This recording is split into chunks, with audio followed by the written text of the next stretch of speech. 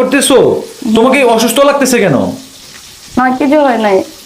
এই তুমি এখানে অসুস্থ না, তুমি কেন আসছো রান্না করতে? আম্মা কই? আম্মা, চাইবো না, আম্মা ডাকবো না কেন? আমি পারবো। তোমার শরীর খারাপ, আম্মা রান্না করবে? না না, ছি, আম্মাকে রান্না করবে কেন? আশ্চর্য কথাবার্তা। তুমি অসুস্থ, তুমি কি অসুস্থ হয়ে রান্না করবে নাকি? আম্মা কই? আম্মা, আম্মা তোমার সাথে দেখছিল না। যাইবো না, আম্মু রাগ করবে না, কষ্ট হবে না। রাগ করার কি আছে? তুমি তার মেয়ের মতো না? তা আম্মা অসুস্থ হলে তুমি কেমন মানে রান্না করো?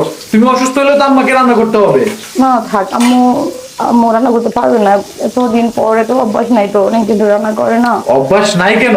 আম্মা তো মানে অসুস্থ হয়ে পড়লে তুমি আম্মার সেবা যত্ন করো, ঠিক তোমারও অসুস্থ হয়ে গেলে আম্মার সেবা যত্ন করতে হবে। আমি তো ঘরের বউ, বউরা তো করবেই। তুমি যাও, আমি রান্না করতেছি, তুমি যাও, তুমি রেস্ট করে যাও।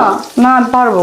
বউ না আমার, যাও তুমি রেস্ট করো, আমি রান্না করে দিচ্ছি তোমাকে, যাও। না থাক, আমি পারবো, দেখো। হ্যাঁ, তুমি অসুস্থ না, তুমি রান্না করো, তুমি যাও, একদম যাও। আম্মা শুনলে আম্মু দেখলে রাগ করবে না, আম্মু বলবো আমার ছেলেকে দিয়ে কাজ করায়। কে রাগ করবে, কে গুসা করবে আমি সেটা জানি না। আমার বউ তুমি, আমার বউকে আমি টেক কেয়ার করবো, ভালোবাসবো, দেখে শুনে রাখবো, এটা আমার দায়িত্ব। আমার মা কি মনে করবে, আমার পাড়া প্রতিবেশী কি মনে করবে, এটা আমার কোনো কিছু যায় আসে না। আমি আমার বউকে ভালোবাসি, বউয়ের কষ্ট আমি শেয়ার করে নিব, ঠিক আছে? ঠিক আছে, হয়েছে। আমি যেমন মাকেও ভালোবাসি, আমি আমার বউকেও ভালোবাসি, আমাকে দুদিকেই ভালোবাসতে হবে। আচ্ছা এখন তুমি এখান থেকে যাও। না না না, তুমি যাও, আমি রান্না করি, তুমি যাও।